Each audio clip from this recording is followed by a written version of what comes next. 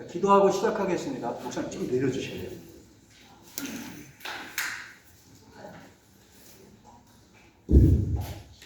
하나님 감사합니다. 또 한 학기를 새롭게 시작할 수 있도록 은혜 주시니 정말로 감사합니다.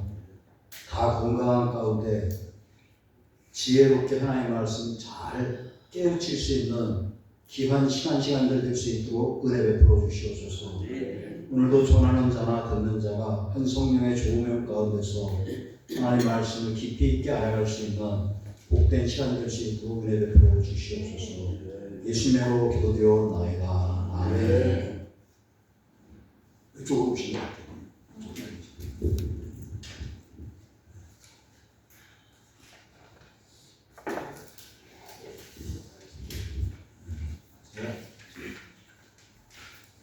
교재를 잘못 잡은 것 같아요. 제가 학교에서 일주일 전에 시간을 줬는데 제가 착각해가지고 못에다가 급하게 이렇게 됐는데 집에서 그냥 주소로 쓰시면 괜찮을 것 같아요.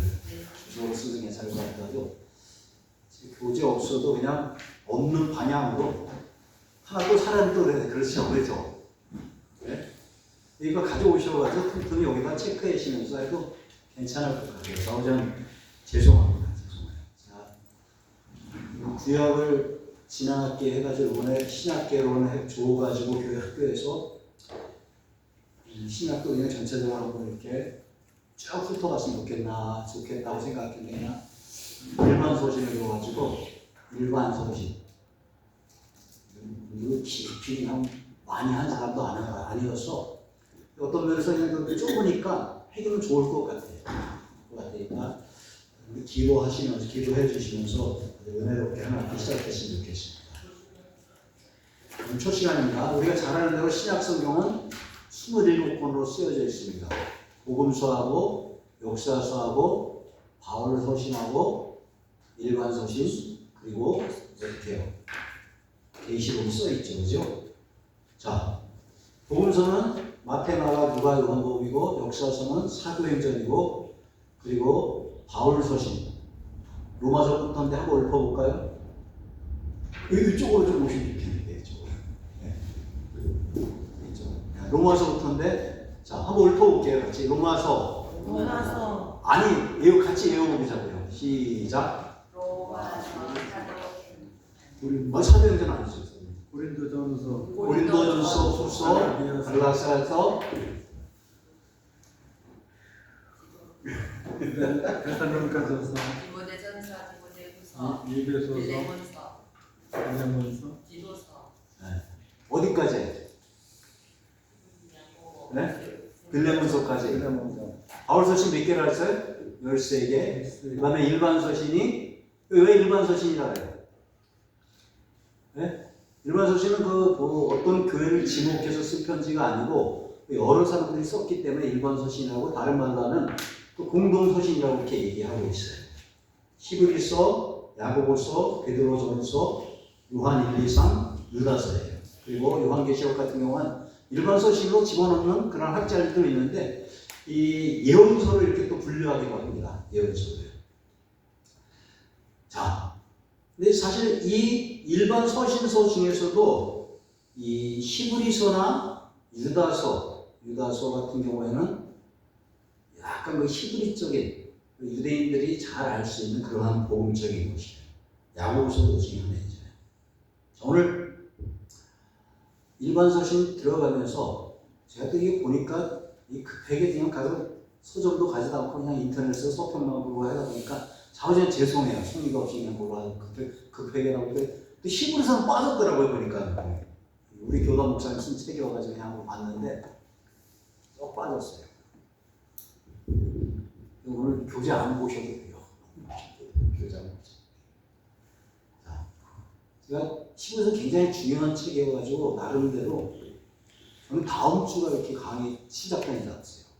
문자가 갑자기 날라와가지고 오늘 좀 돼가지고 한 이틀 동안 부랴부랴 그냥 나름대로 열심히 준비했어요. 중요한 부분인데 이 중에서 특히 핵심적이고 중요한 거 이렇게 좀 길게 살필지도 모르겠습니다. 히브리서는 이 신약의 구약이라고 얘기하고 있어요. 신약의 구약. 강을 건넌 사람들의 이야기라는 뜻을 가지고 있는데 굉장히 뭐랄까 좀 깊이가 있다랄까요. 그래서 구약 성경을 잘 알지 못하는 사람들이 읽기에는 좀 쉽지 않습니다. 그 강은 무슨 강이겠어요? 구원의 강이겠죠, 그죠? 구원의 강을 건넌 사람들의 이야기는 뜻을 가지고 있어요. 특별히 이 구약에 뭐가 많이 나와요? 히브리서에. 네? 예수님은 구약의 제사 제도가 많이 나오잖아요. 히브리서에. 그죠? 다들 이렇게 처음 듣는 표정이신데 몰랐는데 그죠? 자, 그래서 히브리서를 구약의 신약의 구약이라고 얘기하고 있어요. 오늘 이걸 집중적으로 한번 다루도록 하겠습니다. 히브리서는 저자가 누군지 알아요, 몰라요? 히브리서만 유일하게 신약 성경에서 저자가 누군지 몰라요. 뭐 바울이라고 얘기하는 사람들이 뭐 정확하지 않아요. 지금까지 누군지도 잘 몰라요. 히브리서는 의문으로 남아 있어요. 그래서 히브리서를 갖다 설교할 때 목사들이 뭐라고 얘기해요? 히브리 기자라는 하잖아요. 히브리서를 쓴 기자라는 말 그렇게 표현을 갖다가 많이 하잖아요. 어느 시기에 썼는지도 몰라요. 어느 시기에. 다만 알 수가 있는 것은 히브리서 13장에 디모데가 그 시대에 살아있다는 것을 알 수 있어요. 우리의 형제 디모데라는 말을 갖다 쓴 걸 볼 때 디모데가 살아있을 때 기록했다는 걸 보세요. 그리고 특별히 히브리서 같은 경우에는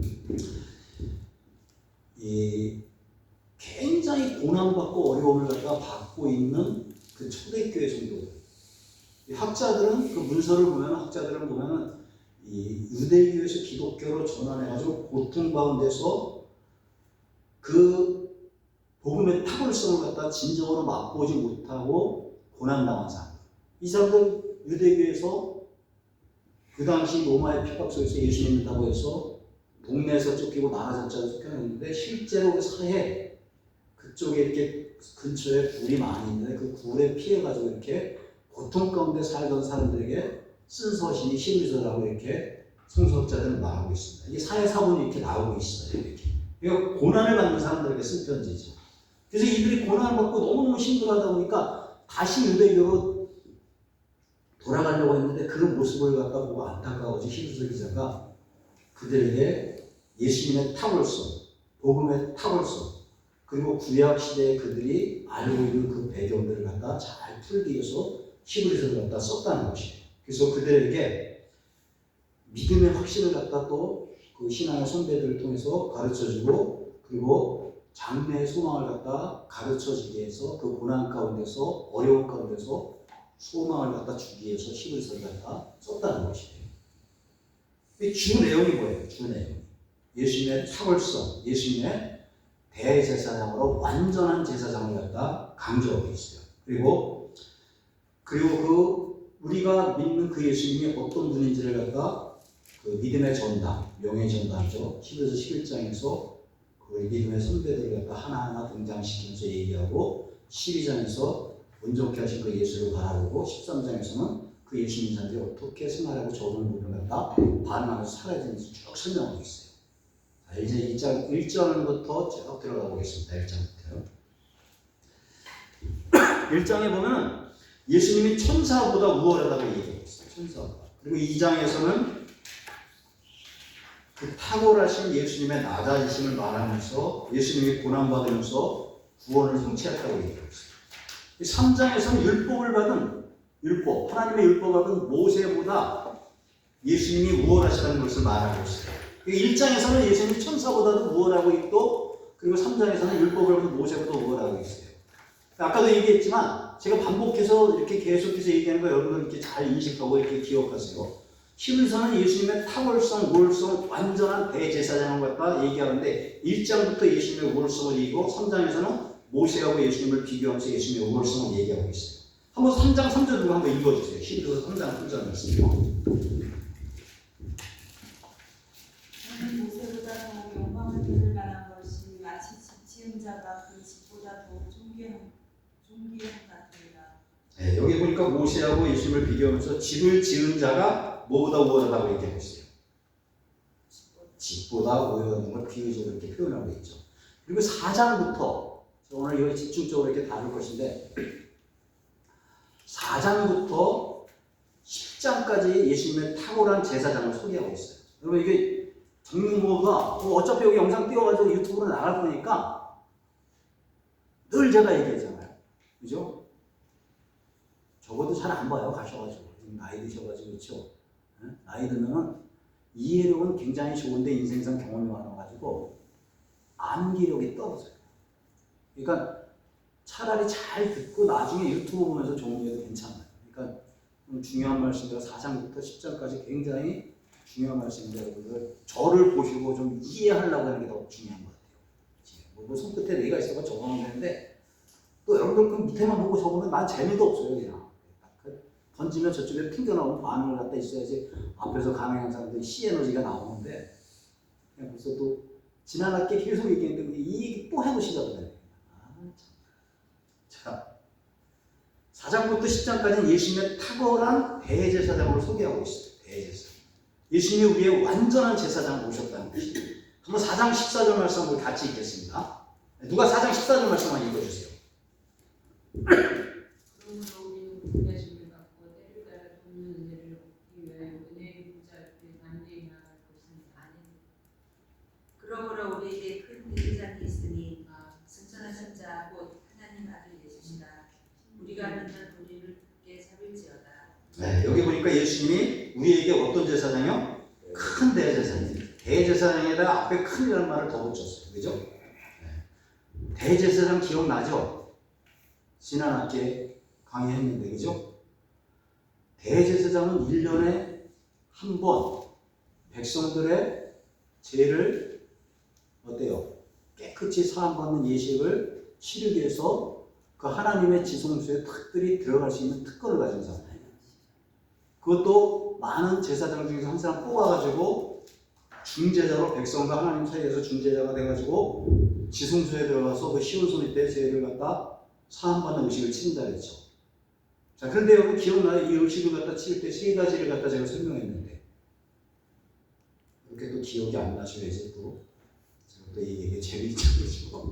첫 번째 뭐예요? 먼저 본인이 죄니까 그 번제단 앞에서 소나 양에 잡아가지고 피를 가지고 휘장을 성소와 지성소를 가로막고 있는 휘장을 제치고 들어가가지고 그 법궤 위에 있는 장소가 뭐라 그랬죠? 우리 따라하세요. 시은소라 했잖아요. 천사들이 캐로빙이 마주보고 있는 그 시은소에다가 피를 뿌려요. 피를 갖다. 그리고 먼저 내 제사함을 갖다 받죠. 그리고 바깥으로 나오면은 또 양이나 무슨 소나 양이 두 마리 있는데 이제 또 한 마리를 잡아가지고 건져서 그 피를 가지고 다시 지성소로 들어가가지고 이제는 뭐예요? 온 백성들의 죄, 참 재밌게 들으셔도 좋은데 온 백성들의 죄를 갖다가 사하는 그 의식을 갖다 치르기 위해서 그 잡은 피를 갖다 그 시은소에다도 피를 뿌리죠. 그죠? 그리고 나오면 또 바깥에 뭐가 있어요? 한 마리 있잖아요. 그죠? 그 안에서 제사장이 그 온 백성들의 제사함의 의식을 치른 거 백성들은 보지 못했잖아요. 근데 이제는 어때요? 그 바깥에 있는 양이나 소를 무슨 양이나 무슨 소라 그래요? 뿔 없는 건데 아사셀 양, 아사셀 염소라 그랬죠. 그때 남아있는 그 소를 갖다가 온 백성들이 보는 앞에서 이제 잡아가지고 이게 잡은 건 했죠. 이제 안 잡아요. 이제 그 백성들 앞에서 그 양소와 양이나 염소의 손을 갖다 대제사장에 놓고 하나님 우리 민족이 하나님 앞에 말씀대로 살지 못했습니다. 말씀 떠나가지고 우리의 고집대로 살았습니다. 용서해 주세요 하고 회개 기도를 다 하면은 이 온 백성들의 죄가 누구한테 전가돼요? 그 짐승에게 전가되고 그 짐승은 광야를 향해서 나갑니다. 그 광야를 향해서 나갈 적에 온 백성들이 자기 시야에서 사라질 적에 뭘 친다 그랬어요? 우리 친구들은 막 박수 치면서 할렐루야 하는 거예요. 왜요? 저 염소가, 저 양이 내 죄를 가지고 광야로 갔다고 하나님의 법으로 그렇게 만들어 놓은 거예요. 우리는 보라 세상죄를 지고 가는 하나님의 어린 양이 그러면 별로 감동이 없어요. 그죠? 근데 이스라엘의 문화는 이미 그걸 다 알고 있기 때문에 세례요한이 예수님 앞에 세례받으러 올 때 뭐라 그랬어요? 보라 세상죄를 지고 가는 하나님의 어린 양이구나. 그렇게 해가지고 대속죄일에 그 제사함의 의식을 갖다 다 치른다는 것이에요. 자, 그런데 이 모든 절차를 갖다가 예수님이 십자가에서 단번에 해결하셨죠. 그래서 우리가 그 하나님의 은혜의 보좌에 이제 어때요? 담대히 나갈 수 있다 했잖아요. 그죠? 옛날에 보통 거룩한 백성, 이스라엘 백성들이 성전 뜰에만 들어갔잖아요. 그래야 안 그래요? 그리고 그 다음에 성소에는 제사장만 들어갔어요. 그리고 지성소에는 제사장 중에서 1년에 뽑힌 사람만 하나만 들어갔어요. 근데 이제는 예수님이 십자가에서 한 번에 해결해가지고 담대히 들어갈 수 있다 했어요. 16절 말씀하고 누가 읽어주세요. 16절 말씀이요. 천천히 읽어주세요. 16절 말씀이요. 그러므로 우리가 긍휼하심을 받고 때를 따라 주는 은혜를 얻기 위하여 은혜의 보좌 앞에 담대히 나아갈 것입니다. 자, 은혜의 보좌 앞에 담대히 나갈 것이다. 이 은혜의 보좌가 어디 같아요? 예? 금방 전에 설명했잖아요. 벗기 위에 있는 시은소, 그죠? 짐승의 피를 뿌리는 것이에요. 이 9장에서는, 11서 9장에서는 성막의 원형이 누구라고 설명하고 있어요? 예수님. 예수님이 성막의 원형이에요. 예수님. 성막의 원형이라고 얘기하면서 염소와 송아지의 피로 아니하시고 자기의 피로 영원한 속죄를 이루었다고 11서 9장에서 얘기하고 있어요. 이거 이제 제가 좀 이따 설명할 거예요. 자, 여기 지성소 안에, 여러분 아까 단톡방에 이거 영상 보셨어요? 네. 보셨죠? 네. 좀 그려지죠? 지금 영상 봤다면요. 그죠? 네. 제가 제일 짧은 거, 제일 짧고 쌈박한 걸 나름대로 이렇게 골라가지고 여기서 드린 건데, 어쩌면 생각하다가, 이거 그냥 강의하는 것보다 한번 눈을 한번 보고 하는 게 시켰다 해가지고 제가 이렇게 올려드렸어요. 자, 이 지성소 안에는 법궤가 두 부분으로 되어 있죠. 밑에 뭐가 있어요? 박스, 궤, 그죠? 이걸 궤라고 그러고 법궤라고 그러고 하나님의 궤라고 그러고 그 다음에 거기다 뭐예요? 율법이 들어있기 때문에 언약궤라고 되어 얘기하잖아요. 그죠? 그 궤 안에 뭐가 들어있어요? 아론의 쌍난 지팡이하고 십계명과 돌판 있죠. 그죠? 이렇게 있잖아요. 근데 그리고 위에가 뭐예요? 법궤의 뚜껑 위에 뭐가 있어요? 천사들이 캐러빔이 마주보고 있는 그런 그림 있잖아요. 그죠? 알죠? 네. 이 법궤 안에 뭐가 들어있다 했어요? 그거 얘기했잖아요. 법궤 안에 뭐가 들어있다. 네? 만나 십계명 들어있잖아요. 십계명 그 법궤 안에는 밑에 박스 안에는 하나님의 법이 들어있어요. 그죠? 계명이 들어있는데 그 법궤 박스 안에 하나님의 계명, 십계명이 들어있는데 그게 의미하는 게 뭐냐는 것이에요. 여러분 하나님이 우리에게 계명 율법을 준 의미가 뭐예요? 그 법 지키고 살면 순종하면 뭐 준다? 이게 성경의 전체적인 패턴이에요. 매일 그냥 주여 하면서 은혜만 받는 게 중요한 게 아니라 이걸 알아야 돼요. 여러분. 법을 지켜야 하기 위해서 준 거잖아요. 이거 법이요. 그죠? 순종하면 복을 받지만 불순종하면 어떻게 해요? 혼나고잖아요. 심판받잖아요. 그게 법이 무서워요? 안 무서워요? 네? 근데 하나님이 주신 계명을 갖다 100% 지킬 수 있는 사람이 있어요? 없어요? 없어요. 그래서 로마서에서 뭐예요? 의인은 없나니 하나도 없다 그랬어요. 율법 앞에 안전한 자가 없다는 것이에요. 근데 율법이 하는 기능이 뭐예요? 우리의 죄를 알게 하고 깨닫게 하고 우리가 죄가 뭔지를 알게 하는 기능이 율법이잖아요. 그래서 율법은 어때요? 율법은 하나님의 법은요. 우리 기죽게 만들잖아요. 뭐 안 돼 이놈아. 이거 목사라고 그렇게 살지도 못하면서 주눅들게 만들잖아요. 그죠? 그래야 그래요. 네? 그래서 율법이 나타나는 것은 하나 은혜와 율법이요. 이게 굉장히 중요해요. 신앙생활 하면서. 그래서 이게 신학교 다닐 때 교수들이 이걸 굉장히 많이 강조하는데 이 율법은 율법을 통해서 우리 한계를 알고 제가 뭔지를 깨닫게 해줘서 고맙기는 한데 그 율법대로 살지 못하는 것은 심판받는다면서 우리를 깜빡 기죽게 만들어요. 이 절망케 만들어요. 율법은 우리에게 소망을 주는 게 아니라 절망을 줘요. 근데 하나님이 감사하게도 그 박스, 하나님의 법, 율법이 담아있는 박스 위에다 뭐를 주셨어요? 다 얘기해. 사랑은 사랑의 은혜를 주신 거지 우리가. 네? 그 위에다가 심어서 은혜를 갖다 주셨잖아요. 제사함의 은혜를 갖다 은혜를 베풀어 주신 속죄소를 주셨잖아요. 이 심어서 속죄소는 아까도 얘기했듯이 법 위에 뚜껑 위에 있잖아요. 그죠? 네? 죄를 속하는 장소가 시은소예요. 그러니까 하나님이 법계 언약계를 통해서 우리가 물을 읽을 수 있어요. 하나님의 마음을 읽을 수 있잖아요. 그래야 안 그래요? 하나님 우리를 심판하기를 원하시는 분이 아니에요. 우리가 하나님 닮아서 너희가 내가 거룩하니 너희도 거룩할 줄 알고 하나님의 자녀답게 깨끗하게 살기를 원하지만 연약한 인간이 그렇게 하나님처럼 살 수 없고 죄를 짓기 때문에 어때요? 제사함의 은혜를 주시기 위해서 이겨낼 수 있게 해서 그 위에 하나님의 법 위에 은혜의 장소를 베풀어 주셨다는 거죠. 이 법궤 속에는 하나님의 심판에 대한 메시지도 있지만 동시에 뭐예요? 속죄하시는 은혜도 그 속에 들어있다는 것이죠. 하나님의 법궤를 앞에서 고압 자손들이 메고 제사장들이 이스라엘 백성들이 뒤에 따라가가지고 홍해도 가르고 요단강도 가르고 전쟁에 나갈 때마다 넉넉히 이겼어요.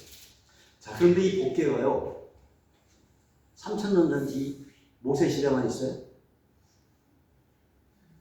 네? 시골에서 굉장히 빡빡한데 제 나름대로 시키려고 애를 썼는데요. 표정 3000년 전만 있어요? 지금도 있어요? 지금도 있어요. 지금도 하나님의 계명 우리가 순종해야 돼요? 안 해야 돼요? 여전히 하나님 우리에게 순종을 요구해요. 그 법대로 살기를요. 2000년 전에 예수님이 오셔서 복음 전하면서 사람들이 율법이 폐지된 것이 아니라니까 뭐래요? 뭐라 그랬어요 예수님이요? 내가 율법을 폐하러 온 것이 아니라 어떻게 해요? 완전하고. 율법은 폐지될 수 없어요. 하나님 우리에게 주신 법인데 그래서 우리가 그 율법 안에서 살아남을 수 있어요? 없어요? 근데 없어요. 그런데 그렇게 살아남을 수 없는 우리를 예수님의 십자가의 보혈의 피를 통해서 우리가 어때요? 율법 안에서 구원을 받았죠. 근데 이 율법은 늘 있어야 돼요. 법은. 하나님의 법은 늘 있어야 돼요. 이 율법과 은혜를 두 가지로 온전히 짊어지고 살아갈 때, 이 부분은 제가 요한일서 이렇게 또 강의할 때 제가 자세히 한번 설명해 드릴게요. 그 두 가지가 왜 꼭 필요한지 얘기해야죠. 자, 히브리서 기자가 이걸 설명하면서 예수님께서 골고다 언덕에서 십자가에 못 박혀 돌아가신 순간에 예루살렘 성전 안에서 지성소와 성소를 가로막는 시장이 어떻게 위에서부터 밑으로 그냥 쫙 찢어졌잖아요. 그죠? 되게 두꺼워요, 이 시장이요. 이제는 어때요? 담이 없어져가지고 다이렉트로 들어갈 수 있어요.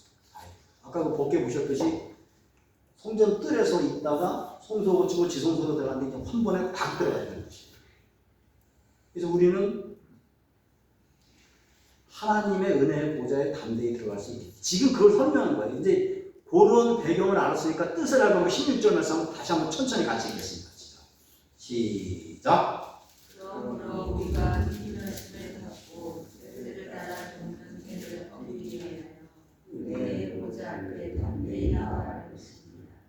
자, 은혜의 보좌가 법궤로 얘기하면 신소라 그랬죠? 네. 어떻게 우리가 은혜의 보좌에 담대히 나갈 수 있다 그랬어요? 긍휼하심을 받았기 때문에, 우리를 불쌍히 여기기 때문에. 긍휼하심을 받고 그리고 때를 따라 돕는 은혜를 얻기 위하여 은혜의 보좌 앞에 시은소에 담대히 나갈 수 있는 것이에요. 오늘 이 시대의 시은소는 어디예요? 십자가잖아요. 십자가. 그죠? 십자가잖아요. 우리가 신앙생활에서 뭐예요? 늘 하나님 말씀 지키고 사모하고 그 말씀을 내 가슴 속에 품고 하나님의 은혜의 보좌 앞에 나아가는 신앙이 건강한 신앙이다. 말씀 없는 신앙은 굉장히 위험한 신앙이에요. 자, 7장에서는 예수님이 멜기세덱의 반차를 따라서 제사장이 되었다고 이렇게 얘기하고 있어요. 멜기세덱 들어봤죠? 멜기세덱이 어디에 등장해요? 제일 먼저 창세기 14장에 아브라함의 조카 롯이 끌려갔을 적에 조카 롯은 전쟁을 치르면서 하나님의 은혜를 승리하고 난 다음에 돌아오는 길에 멜기세덱한테 뭘 바쳐요? 11조. 그렇죠, 그렇죠. 11조를 봤을 때 이미 11조 제도가 있기 전에, 그리고 제사장은 어느 지파예요? 레위 지파잖아요. 이건 제사장 제도가 있기 전에 이 사람이 나와야 되는 것이다. 근데 이 사람을 설명하는데 뭐라고 설명해요? 족보도 없고 아비도 없고, 세상에 아비도 없고 족보도 없고 어떻게 하늘에서 둥둥같이 떨어진 사람이 누구예요? 예수님이잖아요. 예수님의 성징이에요. 예수님 유다 지파잖아요. 그러니까 예수님이 이스라엘 백성들만 구한 게 아니라 온 백성들을 구하온 멜기세덱이, 그러니까 멜기세덱은 예수님의 그림자를 갖다가 설명하고 있는 것이에요. 8장으로 넘어와서 예수님이 새 언약의 대제사장이라고 말하고 있어요. 새 언약의 대제사장. 자, 9장이 또 중요해요. 9장에서 예수님이, 아까 9장에서 예수님이 어디의 모형이라고 했어요? 성막의 누구의 모형이라고 했어요? 예수님의 모형이라고 했죠? 완성이라고 했어요. 자, 지난번에 구약교를 지게 제가 성막에서 드리는 5가지 제사, 하나님 만나기 위해서 그들이 드린 5가지 제사 설명했는데 기억나요? 첫 번째 뭐예요? 언제? 네? 소제, 속제제, 화목제, 속건제, 속제제. 이 구약의 5대에서 설명했잖아요. 그죠? 네?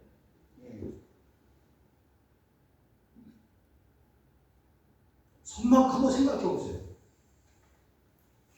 그때 제가 강의하면서, 여기 성막은 생각해, 그 번제단 앞에 이 도살장이라고 생각했는데요. 그냥 매일 제사 지내기 때문에 그 짐승 잡아가지고 그냥 태우고 피 그냥 못 가르고 그냥, 그게 연상돼야 돼요. 예, 성막. 이 성막들에서 그 제사장이 어때? 하나님 앞에 특히 번제나 속죄제를 드릴 지금 제물을 가져가 제사장에 맡기고, 뜰에서 제사장에 맡기고 이제 번제단에서 혼자 잡기도 하고 제사장 같이 드린 제사장에 쭉 설명했죠, 그죠? 근데 그 성막의 전체적인 모형이 누구라고 했어요? 예수님이라고 했잖아요. 예수님의 몸을 상징해요. 요한복음 2장에서 보면 그 시대 그 타락하고 부패한 인간들이 그 로마 정권하고 타협을 해가지고 제사장들이 성전을 갖다 뭘로 만들었어요? 장사하는 그걸 갖다 만들어줬잖아요. 이 제사장, 그 시대 제사장도 나쁜 놈들이에요. 이 사람들 하나님이, 예수님이 하나님의 아들인 거 모르는 거 아니에요. 근데 그들이 예수님이 하나님의 아들인 걸 알았는데 로마에 자기들이 가진 기득권을 갖다 뺏기기 위해서, 뺏기면 어때요? 자기 자리도 없으니까. 이 시대 타락한 목사들이 똑같은 짓 하고 있는데, 그 시대 제사장들은 나쁜 놈들이, 그러다 보니까 어때요? 로마한테 적당히 세금도 맞추기 위해서 그게 그들에게 돈을 갖다 받으면서 딜을 해가지고 장사 들어가니까 예수님이 뒤집어 엎어버리고, 그러니까 제사장이 뭐예요? 네가 무슨 권세로 그러냐? 예수님이 뭐예요? 이 성전을 헐어버리라 했죠. 내가 3일 만에 진다 했죠. 근데 46년 동안 지은 걸 갖다가 네가 무슨 소리를 3일 만에 짓냐 했다. 그때 예수님이 하신 말씀이 뭡니까? 네? 여기 요한복음 2장 21절 보니까, 그러나 예수는 성전된 자기 뭐를 가르쳐? 육체를 가르쳐 하신 말씀을 하신 것이다. 예수님이 말씀하신 성전을 헤롯 왕이 지은, 헤롯 설교도 제가 자세히 설명했죠, 지난번에요. 그죠? 헤롯이 지었다 했어요? 리모델링 했다 했어요? 참 잘 지었네. 자, 여기서 헤롯 왕이 지은 성전을 말하는 것이 아니라, 여기 성전이 누굴 말해요? 예수님의 몸이 성전인 것을 말씀하고 계신 것이에요. 예수님이 죽으시고 3일 만에 다시 부활할 것을 갖다 말씀하셨다고 거기 요한복음에 보면 각주가 달린 걸 볼 수가 있어요. 이 11서 기자도 예수님의 몸이 성소 성전이라고 얘기하는 거예요. 여러분, 한번 예수님하고 성막을 갖다 한번 비교해 보세요. 겉으로 볼 적에도 참 초라하게 한이 없어요. 네? 성막 맨 꼭대기에 시커먼 거 봤죠? 아까 영상이요. 네? 그게 뭔지 아세요? 해달의 가죽이에요. 해달의 가죽. 그 두 번째 들어간 게 뭐예요?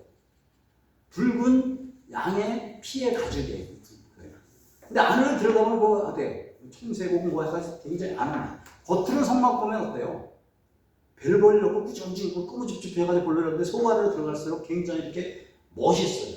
그 11서도 보니까, 11서가 이사야도 예수님의 그 겉모양을 53장에 뭐예요? 흠모할 만한 것이 하나도 없다 그랬어요. 고난받으러 온 종의 모습이 겉으로 보여요.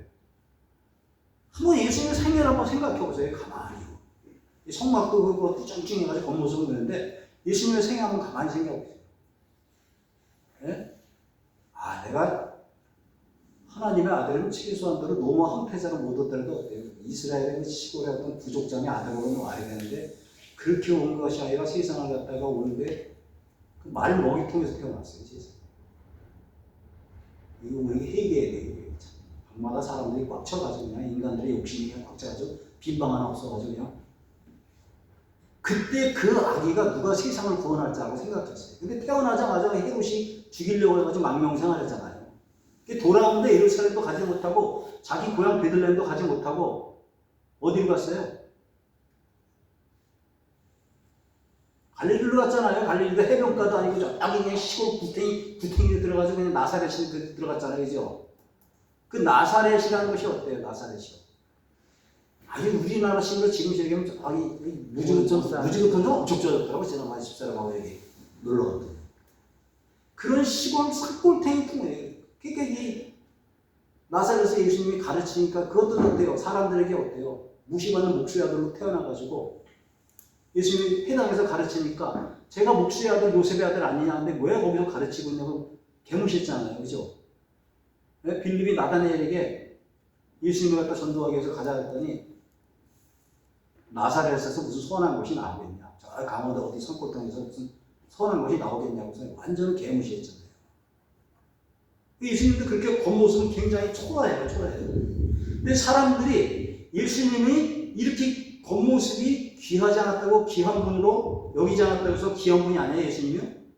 그렇지 않다는 것이에요. 이사야 53장 4절부터 보면은 무시당하고 멸시받았지만 그분이 우리를 대신해 질고와 슬픔과 징벌을 받으시고 고난을 당했다 했어요. 그렇게 징계받고 고난받아서 우리가 평화를 누리고 채찍에 맞아서 우리가 나음을 받았다고 했는데 이게 얼마나 큰 은혜냐는 것이에요. 귀한 선물이라는 것이에요. 사람들이 보기에 성막 그 지붕 꼭대기 해달해가지고 꾸중중하고 볼품 없습니다. 예수님도 가난한 집 맏아들 목수의 아들로 태어나가서 얼마나 못 먹었으면 굉장히 여러분 누가 지금 레오나르도 다빈치나 렘브란트가 예수님의 얼굴을 갖다 참 미남으로 잘생기게 했었지 실상은요 예수님이 그 모습이 아니라고 다 그렇게 얘기하고 있어요. 얼마나 가난한 집 맏아들로 태어나서 못 먹고 제대로 살았어요. 멋있게 그려서 그렇지 그 모습이 아닐 거라고 얘기했어요. 근데 겉모습이 이렇게 흘무한 모습이 없더라도 그분의 본질이 뭐예요? 우리를 구원하기 위해서 오신 하나님 아들이라는 것이죠. 자, 그래서 11서 9장에서 예수님의 성막의 모양이라고 얘기하고 있어요. 성막에 예수님이 오고 승진하는데 그 실체가 이 땅에 오셔서 아까도 얘기했듯이 성막에서 염소나 송아지로 하던 모든 절차를 다 해결해 주셨기 때문에 예수님의 몸이 성막의 그 모양의 전체적인 것들을 갖다가 원형이라고 얘기하고 있어요. 10장으로 넘어가겠습니다. 10장에서는 예수님이 영원한 제사장이라고 알고 있어요. 영원한 제사장. 그러면서 대제사장이 대제사장하고 예수님하고 비교하죠. 그죠? 네? 대제사장은 백성들을 하나님께 제물을 드렸는데 예수님은 자신이 친히 제물이 되셨다고 얘기하고 있어요. 그리고 이 대제사장은 1년에 한 번씩 제사를 드리는데 그 제사는 불완전한 제사예요. 불완전해가지고 자기가 불완전하기 때문에 먼저 자기 죄를 사하는 그 의식을 갖다 치르고 그 다음에 두 번째로 지성소에 들어갔잖아요. 그죠? 근데 예수님은 어때요? 완전한 제사예요. 완전한 제사. 그러면서 결론 내기를 예수를 믿는 자는 언제든지 하나님 앞에 나갈 수 있다고 얘기하고 있어요.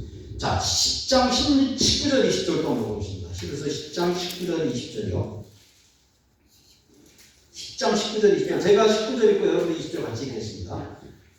우리 잘하는 말씀인데 그러므로 형제들아 우리가 예수의 피를 흘리고 성소에 들어갈 담력을 얻었나니 그를 우리를 위하여 휘장 가운데로 열어놓으시니 새롭고 산들을 위하여 휘장으로 저의 일체이라. 자, 언제든지 하나님 앞에 나갈 수 있다고 간단하게 교훈을 해주고 있습니다. 우리가 이제 11장으로 넘어가는데 11에서 11장 믿음장이라는 건 잘 알고 있잖아요. 그죠? 그래요. 여기 보셔요. 저를 보셔요. 믿음장이라는 건 다 알고 있잖아요. 근데 사실 11에서 11장 믿음장보다 앞에 나오는 게 없습니다. 이거를 설명하기 위해서 믿음장을 등장시킨 것이에요. 우리 11월 11장의 믿음장, 믿음의 명예의 전당 다 그렇게 다 알고 있어요. 그죠? 근데 믿음의 정의를 갖다가 쌈박하게 11장에서 내리는데 이제 요거 오늘 좀 길게 다룰 거예요. 우리가 신앙생활 하면서 바로 신앙생활하고 또 우리가 여러분들 나중에 목회하실 분도 있는데 그게 잘 알고 목회를 하셔야 되기 때문에 제가 좀 굉장히 다르거든요. 이 믿음이라는 말이 아까도 제가 잠깐 얘기를 했는데 굉장히 광범위한 말이에요. 우리는 믿음하면 굉장히 많이 듣고 익숙한 말이어가지고 쉬운 말로 들을지 못해요. 이거 어려운 말이에요. 어려운 말. 믿음이 쉽지 않아가지고 11에서 11장에서요 그 믿음의 우리의 영웅들을 갖다가 여러 사람들을 보여주면서 그 사람들이 가지고 있는 믿음을 갖다가 다양하게 여러 각도로 보여주면서 퍼즐 맞추듯이 믿음을 갖다가 설명하고 있어요. 믿음의 세계를 다 설명할 수 있어요.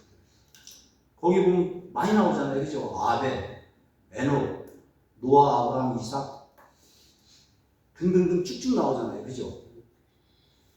에녹을 통해서 하나님 앞에 최선의 예배를 어떻게 드리는 것이 믿음인지 설명하고 그리고 에녹이 아니라 아벨. 에녹을 통해서 어때요? 하나님을 기쁘시게 하고 하나님을 동행하는 믿음이 어떤 믿음인지를 설명하고 노아하고 아브라함에게 하나님에 대해서 어떻게 순종하는 것이 절대 믿음인지 설명하고 그리고 이삭을 통해서 내 고집을 꺾는 것도 믿음이라고 이렇게 설명하고 쭉쭉 그렇게 믿음의 설명들을 갖다 하나하나 자세히 설명해 나가고 있어요. 믿음이 잘 모르다 보니까 그 믿음을 갖다가 어때요 사람들이요.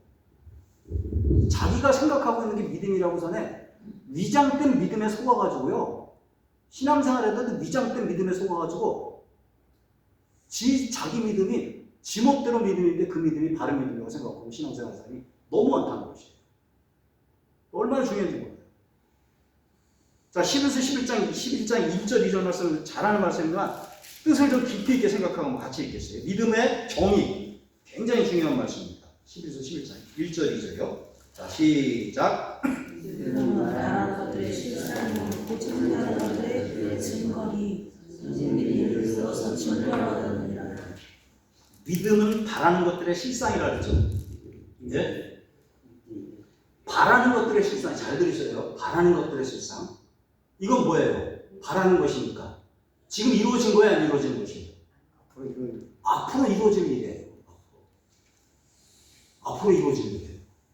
이건 아직 완성되지 않은 미래. 그래서 믿음은 내가 소유한 것이 아니라 앞으로 내가 미래에 소유할 것들을 말하고 있어요. 미래는 아무도 가지 않는 세계인데 예수 믿으면서도 그 미래를 갖다 자기의 합리적인 생각으로 부정적인 생각으로 이렇게 가로막고 신앙생활하는 사람들이 얼마나 많이 있는지 몰라요. 이 미래에 대해서 열려있는 마음을 가지고 먼저 믿음의 자세를 가지고 살아야 된다는 것이에요. 이 미래는요 하나님 말씀 붙잡고 나아가는 믿음의 사람들이 바라보는 실상이라는 것이에요. 이 우리가 믿음을 갖다 대하는 데 있어서 가장 기본적으로 가져야 될 중요한 자세예요. 그래서 믿음 가진 사람은요 미래지향적으로 살아요. 성경에 보면요 과거지향적으로 산 사람들이 누구예요? 대표적으로 바리새인이나 이 율법주의자들 그냥 번쩍한 것 같아요. 지금도 예수 믿으면서 교회에서 깝깝한 사람 어떤 사람인지 목회해 보니까요. 아, 그 성경이 어디 나요? 성경이나 잘 알고 듣다고 소리하면 말도 안 해요. 그냥. 얼마나 화가 나는지 몰라요. 목회가. 얼마나 화나는지 몰라요. 정말. 제가 꼰짝꼰짝거려도 장구 하나 있어서 제 목회하면서 한 박살을 낸 적이 있어요. 화가 나가지고. 나보다 성경 잘하냐. 이거 어느 세대인지 모르겠어요. 아무튼 바리새인이니까 이거 어느 그리고 어때요? 현실주의자들의 믿음이 누구예요? 대표적인 믿음. 바리새인들, 사두개인이에요. 이 사람들 어때요? 눈에 보이는 것만 믿어요. 지금도 예수 믿으면서 그런 사람들 많잖아요. 천사도 없다, 내세도 없다 하면서 눈에 보이는 것만 믿는 그 사두개인들의 신앙들이 어때요? 현실주의죠. 근데 예수님의 제자들은 어때요? 미래를 바라보고 미래지향적인 사람이다. 우리가 믿음을 대할 때 가장 기본적인 자세가 어때요? 마음을 열어놓고 미래를 갖다 열어놔야 된다는 것이죠. 바라는 것들의 실상이라는데 이 실상이라는 말 굉장히 중요합니다. 헬라어로 히포스타시스예요. 히포라는 말은 몸 아래예요. 몸 아래. 노예라는 말이 히페라테스라는 말인데 이 말 참 유명한 말이에요. 몸 아래. 배 아래서 아래에서 노를 젓는 자가 노예예요. 히포 아래고 에레테스가 배 아래예요. 배 아래에서 노를. 여러분 배너 영화 봤죠? 배너 영화 봤죠? 배너 영화요. 그죠? 그 사람들은 어때요? 사도 바울이 자기를 그리스도의 종이라고 노예라 그랬는데 그 히포레테스라는 말, 종이라는 말이 굉장히 많아요. 둘로서도 나오고 어때요? 그죠? 여러 개 말들이 많이 나와요. 일반적인 종, 뭐 하나님의 종, 그 다음에 그 섬긴다는 종, 교회에 서빙한다는 종, 저희 기업들이 지금 다 나지 않는데 자기를 그리스도의 종이라 할 때 그게 히포레테스인데 종이 누구냐? 배 안에서 놓아줬다가 뭐 작고를 갖다 줘요. 발목에 놓아야 되죠. 배는 보셨잖아요. 그죠? 왜? 배가 출렁이가 전쟁에서 싸우다가 그냥 어때요? 그거 풀고 도망갈까봐. 싸우다가 죽으라는 것이에요. 여기서요. 자기가 그런 노예라고 했어요. 나중에 그 슈퍼 설명회도 딴 데로 갔는데 여기 보니까 실상이라는 말이 히포 에레테스인데 히포라는 말이 뭐뭐 아래 사람입니다. 그리고 스타시스라는 말이 서다라는 말 영어로는 스탠드가 거기서 나왔어요. 국본이 딱 서 있다는 말이에요. 이 실상이라는 말. 믿음은 바라는 것들이 실상이라는데 히포 스타시스라는 말이 무슨 말이에요? 눈에는 보이지 않지만 아래에서 밑에서 국본이 버티면서 위에 거를 받쳐주는 게 믿음이라는 것이에요. 이해되셨죠? 네? 밑에서 딱 버티고 있으면서 위에 것들을 받쳐주는 그 토대. 이게 실상이라는 거예요. 이게 믿음이라는 거예요. 밑에서 위에 있는 것들을 단단하게 받쳐주는 거. 이게 실상이고 믿음이라는 것이에요. 이 바라는 것들이 실상이 잘 이해해야 돼요. 여러분 잘 이해해야 돼요. 어떤 사람은요. 자기 머리나 자기 마음이나 자기 생각에서 나오는 사고를 믿음이라고 생각해요. 내가 생각하고 있는 것들, 바라는 것들이 실상이라니까 내가 바라는 것들, 내가 생각하는 것들, 내가 사고하는 것들이 믿음이라고 생각해요. 이 믿음을 잘못 얘기하면요, 잘못 생각하면요, 자기가 바라는 희망, 자기가 바라는 소원이 이루어진 것을 믿음이라고 생각할 수 있어요. 그래서 믿음이 있으면 내가 원하는 것, 내가 바라는 것 다 된다네요. 여러분, 내가 원하는 소원, 내가 바라는 것은 누구에게 나온 것이에요? 나한테 나온 거예요. 내가 디자인하고 내가 설계하고 내가 원하는 거 나한테 나온 거지 하나님한테 나온 게 아니에요. 이게 믿음 아니에요. 내가 꿈꾸는 것이에요. 하나님 것이 아니라는 것이에요. 이건 자기 생각에서 나온 믿음이에요. 이런 것은 자기가 바라는 희망이지 믿음이 아니에요. 이런 가짜 믿음에 속아가지고 위장된 믿음에 속아가지고 스스로 신앙생활하는 사람들이 교회 안에 얼마나 많이 있는지 모른다는 것이에요. 참된 믿음 어디서 시작해요? 참된 믿음. 예? 참된 믿음 어디서 시작해요? 나로부터 시작해요? 하나님으로부터 시작되잖아요. 하나님의 약속의 말씀에 근거해서 시작되는 거예요. 참된 믿음은 하나님의 약속의 말씀에 근거한 소망에서부터 출발하는 것이에요. 그게 참된 믿음이라는 것이에요. 그게요. 자, 제가 중요한 얘기인데 여러분들 어떻게 이해할까 가지고 고민 많이 했어요. 여러분, 예수는 내가 개인적으로 믿죠. 그죠? 처음에요. 그래요, 안 그래요? 저는 이 고민을 안 했어요. 뭐 아버지 장 보고 태어나니까 그냥 좀 삐딱한 길을 갔다 제가 나중에 대학 가가지고 했지만 이런 고민을 안 해봤어요. 근데 개인적으로 믿어요. 저같이 모태신앙 돼가지고 그냥 자동으로 믿는 사람도 있고요. 개인적으로 믿지만 우리가 믿기 전에 하나님의 약속의 말씀은 있었어요, 없었어요? 있었죠. 그러니까 뭐가 더 중요해요? 내 개인적인 믿음이 중요해요? 하나님의 약속의 말씀이 중요해요? 언약이 있었잖아요. 언약. 개인적인 믿음 생활하기 전에 이미 하나님의 약속이 있었다는 것이 하나님의 약속이 먼저라는 것이에요. 내 믿음보다요. 여기에 대한 예를 갖다 드리겠어요. 우리 이경호 학우님이 오늘 저녁에 누구하고 저녁에 커피를 마시게 됐어요. 근데 커피를 마시기 전에 뭐를 해요? 시간 약속을 하잖아요. 그래야 안 해요. 시간 약속을 안 하면 어떻게 돼요? 거기 아무 데나 가서 기다리다 보면 그거 와요, 안 와요? 예? 약속도 안 한 사람이 기다리다 오겠습니까? 무슨 얘기예요? 하나님 믿기 전에, 만나기 전에 먼저 하나님의 구원의 약속이 있고 언약이 있었다는 것이에요. 그 언약이 있기 때문에 우리가 그것을 믿을 수 있었고 그 약속 위에, 그 약속의 토대 위에 우리 믿음이 서야지 그게 든든하고 그 약속 위에 구원의 확신도 가져야 된다는 것이에요. 믿음의 출발이 나야 아니야? 하나님이죠. 하나님의 약속의 말씀이에요. 내가 아니면 하나님 언약이에요. 그 언약의 말씀이 있었기에 우리의 신앙이 근거가 있고 의미가 있는 것이에요. 우리 기독교 신앙과 달리 다른 종교는 보면 다 어때요? 그 약속, 언약의 말씀이 근거하고 기본이 아니라 내가 나. 우리 옛날 어른들 뭐예요? 특별히 이게 한국적인 신앙생활하는 사람들이 교회 안에 너무 이런 식으로 많아가지고 말씀 안 들어간 신앙들, 언약 안 들어간 신앙들이요. 지금 저는 이 교회 목회를 이제 안 해요. 이제 들어가서 그거 하려니까 내가 너무 피곤합니다. 안 해. 우리 교회가 지금 멤버십 초치가 좋아요. 너무 좋아요.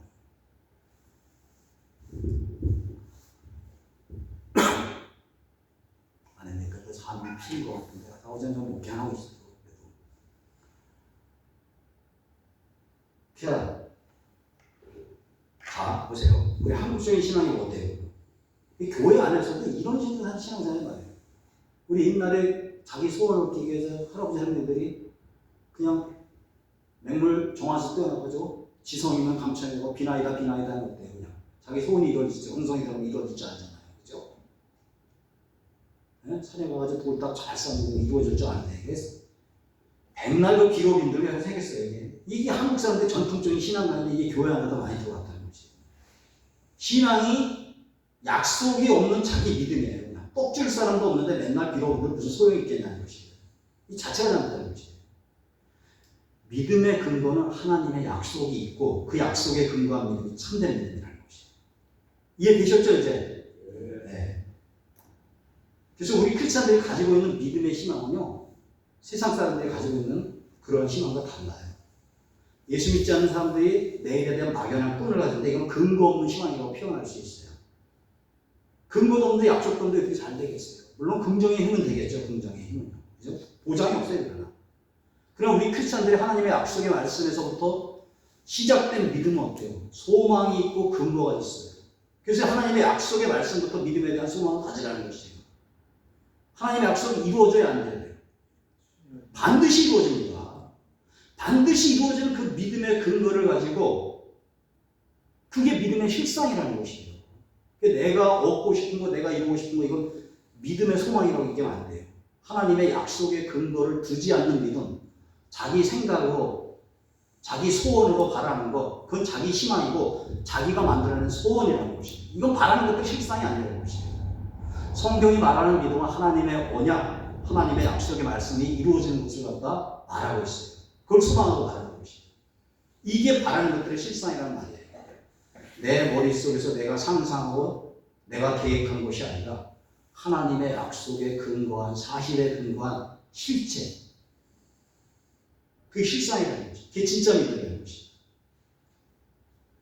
여러분도 신학하고 나중에 목회하실 분도 있지만 내가 믿는 믿음이 하나님의 약속의 말씀의 토대 위에 세워진 믿음이지 내 생각으로 계획한 믿음이지 깊이 있게 한번 고민해 보시고 자기에게 한번 도전해 보시기 바라겠습니다. 자, 두 번째로 뭐예요? 믿음은 바라는 것들의 실상이요. 믿음의 정의 두 번째가 뭐라고요? 보이지 않는 것들의 뭐라고요? 증거. 이 증거라는 말이 헬라어로 엘레코스라는 말이에요. 엘레코스. 확신이란 말이에요. 확신. 실상은 뭐라 그랬어요? 믿음은 바라는 것들이 있었는데 실상은 못해요. 밑에서 받쳐주는 거라 그랬잖아요. 그죠? 실상은 밑에서. 그죠? 든든히 서가지고 받쳐주는 거라 그랬잖아요. 근데 이거는 이 증거는 뭐라고요? 확신이라고 했죠. 보이지 않는 것들의 증거인데 보이지 않는 것들의 확신이란 말이에요. 엘레코스라는 말이에요. 자, 이 말씀 풀어서 얘기하면 믿음은 보이진 않지만 존재하는 것들에 대한 증거라는 것이에요. 다시요. 잘 들으세요. 믿음은 우리 눈에 보이지 않지만 뭐라고요? 존재하는 것들에 대한 증거이고 확신이라는 것이에요. 이 다른 말로 하면 어때요? 존재하는 것을 갖다 확신하는 행위가 믿음이라는 것이에요. 또 다른 말로 얘기하면 보이지 않지만 존재하는 것을 볼 수 있는 힘을 갖다가 믿음이라는 것이에요. 다른 말로 또 하면 볼 수 없는 것들을 볼 수 있게 만드는 것이 볼 수 있게 확신하는 것이 믿음이라는 것이에요. 여러분 세상에 볼 수 없는 것을 볼 수 있게 만드는 게 있어요? 없어요? 있죠. 뭐예요? 잘 아시죠. 제가 그 동서문화서 측에도 동서문화책에도 제가 그 자세히 보자는데 작년 요맘때 우리 집에서 11년 키운 강아지 우리가 캄보디아 선교 갔을 때도 4년 동안 얘를 데리고 있었는데 이놈이 급성 폐렴에 걸려가지고 갔더니 그 병원 갔더니 엑스레이 찍더라고요. 이게 오래 못 살겠다. 근데 이렇게 딱 거기 안을 갖다 보여주는데 와, 그 구조물들이 그냥 그 초음파로 자세하게 다 나오더라고요. 자세하게. 믿음이 들었다는 것이에요. 보이지 않는 것들을 보게 만드는 방사선 같은 역할을 하게 한다는 것이에요. 그래서 이 믿음이 있는 사람들은요, 내 앞에 아무것이 안 보이더라도 절망하지 않습니다. 지금 내 눈에는 보이지 않아도 눈에 보이는 현실을 뛰어넘어서 역사하는 그 하나님의 섭리를 갖다 하나님의 약속의 말씀을 붙들었기 때문에 거기서 절망하지 않고 포기하지 않고 견딘다는 것이죠. 어제 김 목사님 꿈에 대한 얘기를 갖다가 설교를 하셨는데 요셉이요 그 어려운 가운데 다 견딘 게 뭐예요? 하나님이 주신 꿈을 갖다가 자기 마음속에 간직했기 때문인 것이에요. 하나님은 믿음을 바라보고 앞으로 한 걸음 나가는 거예요. 아브라함이요 갈대아우에서 하나님 명령받았어요. 아브라함아 내가 네게 지시할 땅으로 가라. 지시할 땅으로 가는데 아직 지시도 안 했어요. 그런데 그 선하신 하나님 그 좋으신 하나님이 내가 발을 디딜 때 길을 또 제시한다는 것을 믿었기 때문에 가는 것이에요. 말씀 붙들고 가면 하나님 갈 길을 갖다 한 번 한 번 인도해 준다는 걸 믿고 간 것이 그게 믿음이라는 것이에요. 순종인 것이에요. 인간이 생각할 때 이게 무모한 것 같아요. 얼마나 무모해요. 저는 그래서 늘 우리 교회에서 설교할 때마다 믿음을 갖다 어떻게 해야 믿음은 눈에 보이는 세계를 뛰어넘어 역사하신 하나님의 섭리를 바라보는 것이라고 얘기해요. 눈에 보이는 우리 현실에 굉장히 익숙하잖아요. 그죠? 근데 그 보이는 세계 현대인들은 굉장히 보이는 이 합리적인 시대에 굉장히 얼마나 이게 눈에 보이는 게 익숙한지 몰라요. 근데 진정한 믿음은 어때요? 이 눈에 보이는 세계가 뛰어넘어서 하나님의 섭리를 갖다 믿는 것이에요. 성경에 그런 것들이 많이 나오잖아요. 출애굽기 14장에 무슨 일이 나타나고 있어요? 이스라엘 백성들이 400년간 애굽에서 종살이 하다가 바로가 어때요? 하나님한테 1, 2, 3, 4가 아니라 10가지 그냥 펀치를 맞고 재앙을 맞고 난 다음에 이스라엘 백성들 지긋지긋하다고 가라 그러잖아요. 그런데 또 이 노예가 200만이 넘는 노예가 떠나니까 아쉬우니까 쫓아오죠. 그죠? 마병대로 특수부대 풀어가 쫓아오잖아요. 뒤에는 뭐가 있어요? 애굽의 마병대가 또 앞에는 시퍼런 홍해가 딱 있어요. 그때 믿음이 없는 이스라엘 백성들은 모세에게 또 뭐예요? 이제 하나님의 구원이 시작인데 이 눈에 보이는 것에 익숙하고 눈에 보이는 것만 바라본 그 믿음 없는 사람들이 뭐라고 얘기해요? 애굽에 매장지가 없어가지고 우리를 여기다가 다 장사 지내려고 끌고 나냐고 모세를 갖다 원망하고 불평하면서 탓하죠. 그때 믿음의 눈을 뜨고 하나님의 세계를 바라본 그 모세 뒤에 애국 군대 앞에 시퍼런 홍해보다 더 큰 하나님을 바라본 모세가 이스라엘 백성들에게 뭐라고 합니까? 네? 뭐라고 해요? 두려워 말고 가만히 있어서 여호와께서 오늘날 너희를 위하여 행하시는 구원을 보라 했어요. 이게 믿음 있는 사람과 믿음 없는 사람 차이라는 것이에요. 이게요. 이제 시작인데 이제 출발하는 건데 이 정복이 원망불평이잖아요. 그래서 우리가 지난번에 살폈잖아요. 그죠? 구약개론일제 하나님도 있대요. 아유 이놈들은 들어가가지고 응? 약속의 땅에 들어갔는데 이 믿음 없는 눈을 통해서 부실국가 부실나라 만들 게 뻔하니까 그냥 강해서 다 죽여버렸잖아요. 그냥. 그죠? 이제 시작인데 끝났다. 여기서 우리 다 죽었다 그랬는데 모세는 그렇지 않다는 것이. 이 성경에 이런 얘기들이 얼마나 많이 나오고 있어요. 열왕기상 6장에 보면 아람 왕이 자기들이 이스라엘을 갖다 쳐들어갈 때마다 그 엘리사 때문에 못한다 해가지고 도단성에 보내가지고 그냥 엘리사를 갖다 잡아 죽이려고 많은 군대를 딱 포위해가지고 딱 잠복하고 있었는데 아침에 딱 몸종이 일어나니까 엄청나게 그냥 그 아람 군대가 보이니까 뭐라고 얘기해요? 큰일 났습니다. 우리 죽게 되었습니다. 잔뜩 겁을 먹고 벌벌 떨고 있을 때 그 몸종 사환에게 엘리사가 뭐라 그럽니까? 열왕기상 6장 16절 보니까 두려워하지 말라. 우리와 함께한 자가 그들과 함께한 자보다 많으니라. 눈에 보이는 믿음 없는 사람은 몸종은 그 아람 군대만 많지만 믿음의 눈을 뜨고 하나님이 하시는 일을 본 엘리사는 어때요? 그들보다 하나님의 군대가 엄청 많다. 이 사환도 결국 하나님이 눈을 열어주셔가지고 어때요? 네? 보게 되잖아요. 몸종의 눈을 열어주니까 그 사람도 위에 천군 천사가 하나님보다 훨씬 많은 것을 알고 난 다음에 하나님 앞에 어때요? 그 절망의 탄식이 감탄의 감동으로 갖다 변화되잖아요. 이게 믿음 있는 사람과 믿음 없는 사람의 차이라는 것이에요. 이게 보이지 않는 것들의 증거를 가진 사람, 그 증거 확신을 가진 사람과 보이지 않는 것들의 증거를 가지지 못한 사람, 확신이 없는 사람의 차이라는 것이에요.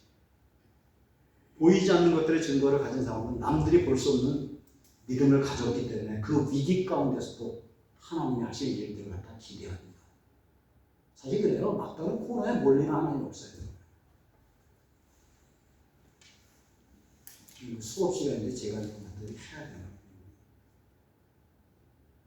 제가 참 한국에서 목회를 지금 병자도 하나 그냥 가서 기도하니까 낫지 않더라고요. 성교 나가니까요 참 기가 막히더라고요. 하나님 하시. 돈이 꼭 필요한데 급하게 필요한데 저 오죽하면은 제 목회하던 길에 권사님이 또 보내주셨어요. 권사님 계시 받고 보내냐고 제가 얘기한 적이 있어요. 기가 막힌다 하나님이 하신 일이. 그거 몇 번 견디다 보니까 저력이 있더라고요. 그래 이제 하나님이 하실 때다. 그래 하나님. 믿음은 뭐예요? 버티는 거예요. 그 증거 말씀 붙잡고 버티고 하나님의 때가 되면 결국 어때요? 근데 우리는 어때요? 버티지 못해요. 왜? 약속의 말씀을 붙잡은 게 없기 때문에. 바라는 것들의 그 실상을 못 붙잡았기 때문에. 그 확신이 없기 때문에.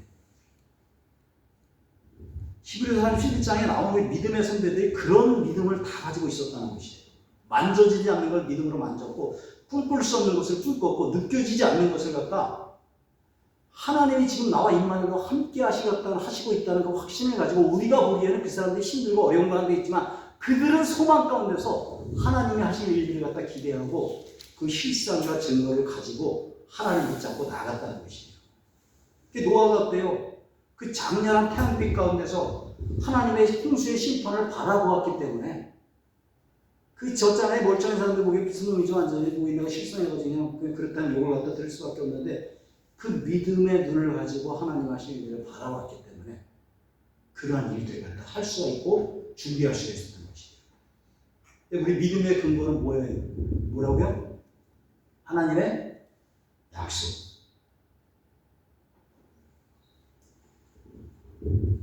어려워요? 가지고 있는 사고방식 깨가지고 힘들어요.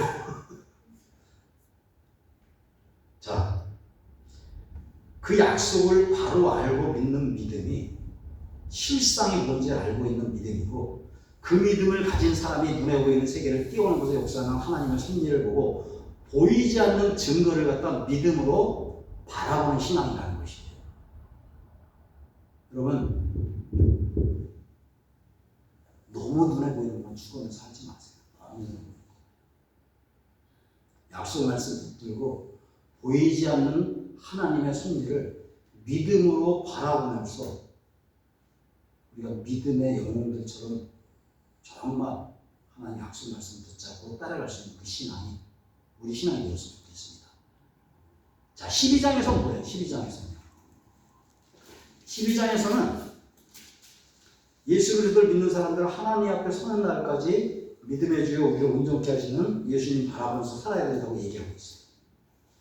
예수님 바라보고 살아갈 때 우리 믿음의 진정한 경주를 끝까지 잘할 수 있다고 얘기하고 있는 것이에요. 마지막 13장은 적용이에요. 적용. 믿음 가진 사람들이 이렇게 살아야 된다고 구체적인 적용을 갖다 주고 있어요. 삶 속에서 이렇게 반응하라는 거.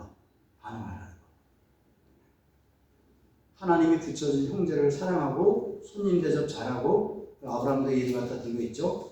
학대받은 자 생각하면서 혼인을 기이 여기고 돈을 사랑하지 말고 있는 말을 족한 줄 알고 자력한 삶을 살아야 했어요. 그리고 신앙의 의무에 대해서 얘기하는데 영적 리더들을 잘하는 것이나 잘못한 거 다 본받으라는 것이에요. 잘하는 거 본받고 앞에 목사가 저는 건강한 교회를 크지 못해가지고요. 건강한 교회에서 크지 못했어요. 그리고 제가 지난번에 얘기했듯이 목사 되고 싶은 건 꿈에도 없었어요. 제가 얘기했죠, 지난번에. 목사 돼볼까 일찍이 아이고 재수없게 이런 생각이 들어오는 했죠. 그죠? 그게 콜링이었어요, 안타깝게 보기에. 아, 참. 너무 건강하지 못한 교회에서 건강한 목사를 갖다 보지 못하다 보니까 그런 상처가 있어가지고 그런 말 있잖아요, 이거. 주일날 아침에 일어나는데 아침에 누가 일찍 일어나는데 학교 가기 싫다고 학교 가니까 왜 안 가냐? 너는 가야 된다니까. 엄마가 가야 된다니까. 왜 안 가냐? 너는 교장 선생이니까 가야 된다 그러잖아요. 주일날 예배 드리기 싫은데 그러니까 너는 목사니까 예배 드려 가야 된다 말이지. 목사인데 목사가 싫고 교회가 싫었었어요. 지나고 보니까 이게 상처였다. 건강하지 못한 건 앞에서 목사님 설교 막 받아치면 장로님 몰라서 기도 막 받아치는 교회에서 그 건강하지 못해서 교회에서 크다고 목사가 되고 싶은 생각 꿈에도 없었어요. 근데 지나고 보니까요 잘못한 거 그 사람들이 잘못한 난 저 짓거리는 안 해야겠다는 생각이에요. 저 짓거리는 안 하고 이렇게 해야겠다. 그러니까 이거를 갖다 그때 몰랐어요. 근데 목사가 이 사람이 좀 빨리 깨쳤으면 좋았는데 이걸 느낄 게 없었어요. 좋은 것도 본받아야지만 나쁜 것 잘못된 것도 본받으면서 나는 그렇게 살지 말아야겠다는 것들을 갖다 리더를 통해서 거기까지도 이렇게 배우라고 히브리서 기자는 얘기하고 있다는 것이에요. 자, 그리고면서 자기 행실을 갖다 고치라고 얘기하고 있어요. 다른 교회에 끌리지 말라. 예수로 말미암아 항상 하나님께 찬송의 제사를 하나님께 드리고 기도하기 힘써야 겠어요. 이 마지막으로 믿는 사람들의 삶을 갖다 적용으로 얘기하고 이렇게 히브리서가 마무리됩니다. 자, 제가 히브리서가 이제 결론은 잠깐 드린 말씀은 신약의 구약이라 했는데 히브리서를 통해서 어때요? 구약에서 하나님 말씀이 구원의 모형과 예표들이 어떻게 대제사장 되신 예수님을 통해서 성취되는지 이렇게 자세히 보여주고 있다는 것이에요. 히브리서 이렇게 재밌게 안 읽었지 여태까지요. 그죠? 믿음장만 이렇게 보고서 그냥 설교 많이 듣고 믿음장만 봤잖아요. 근데 이런 배경을 가지고 쭉 보다 보면 믿음장보다 사실이지 앞에 1장부터 10장이 더 중요해요. 그 1장부터 10장을 갖다 설명하기 위해서 믿음의 영웅들을 갖다 등장시킨 것이에요. 이해되시죠, 이제?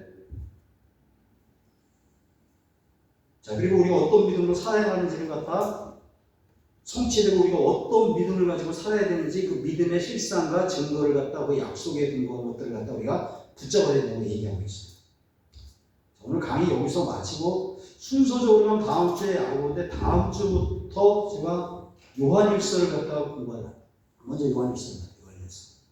요한일서니까 한 주 동안 요한일서 한번 이렇게 천천히 한번 잘 읽어보세요. 천천히. 질문 받고 끝나겠습니다.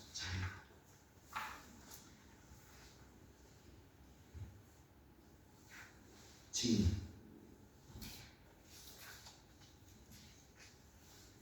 궁금한 게 있으시면 강의 명강의 질문이 없더라고요.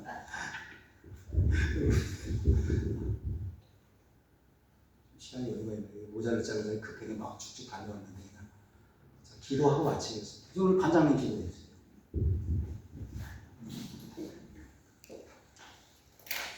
하나님 감사합니다.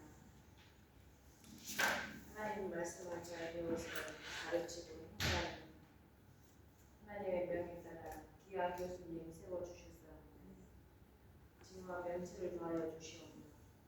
저희는 그 말씀을 받을 때 겸손한 마음으로 잘 나가서 하나님께 칭찬받는 또한